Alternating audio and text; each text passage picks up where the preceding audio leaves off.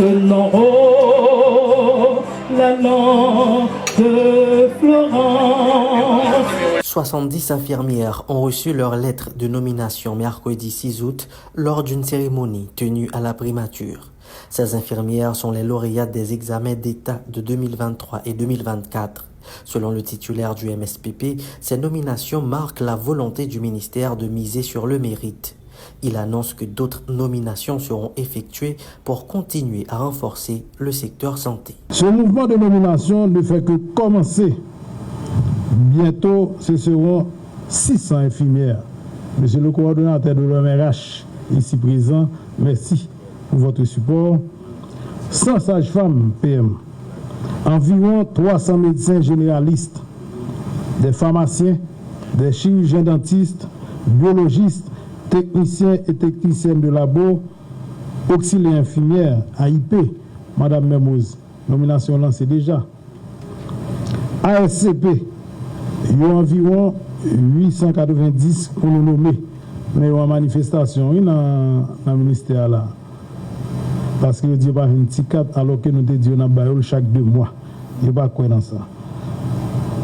Techniciens biomédicaux, officiers sanitaires, etc.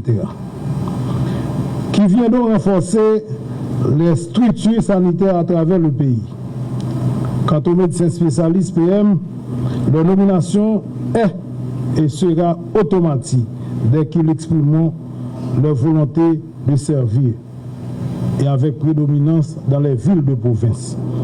C'est ainsi que nous entendons redynamiser notre réseau de soins en valorisant les ressources humaines qualifiées. De son côté, le Premier ministre Alix Didier Fils-Aimé souligne que la santé publique est une priorité nationale.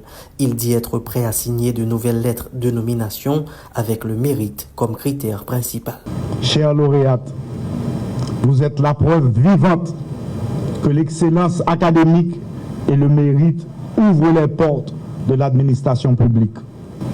L'événement d'aujourd'hui marque la reprise d'un processus de nomination suspendu depuis bien trop longtemps. Par cet acte, nous répondons à l'un des besoins les plus pressants du secteur de la santé. Renforcer l'ordre de soins pour nos concitoyens et tenir nos engagements envers les objectifs de développement durable, en particulier l'ODD3, consacré à la bonne santé et au bien-être. En vous accueillant à la primature, nous réaffirmons que la santé publique est une priorité nationale. La responsable de la direction des soins infirmiers a rendu un vibrant hommage aux infirmières lauréates pour leur engagement et attiré leur attention sur les défis qui les attendent.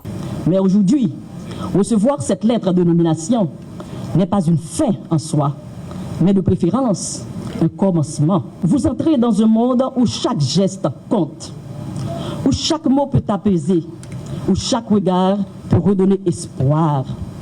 Vous serez confrontés à des défis, mais vous serez aussi les témoins de miracles silencieux, de guérisons inattendues, des liens humains profonds. De leur côté, les infirmières disent être prêtes à apporter leur contribution en vue de surmonter les défis que confronte le secteur santé. Les remerciements vont également à Monsieur le ministre de la Santé publique et de la Population, Dr Bertrand Simon, pour le soutien accordé pour ces nominations.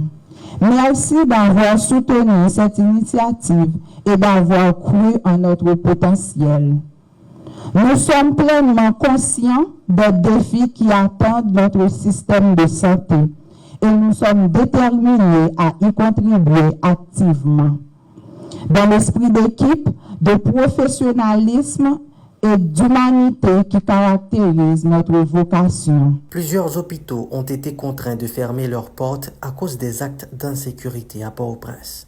Toutefois, le ministre de la Santé publique annonce pour bientôt des travaux de réhabilitation de plusieurs hôpitaux communautaires de référence à travers le pays. L'hôpital Justinien sera également réhabilité grâce à un financement de la BID.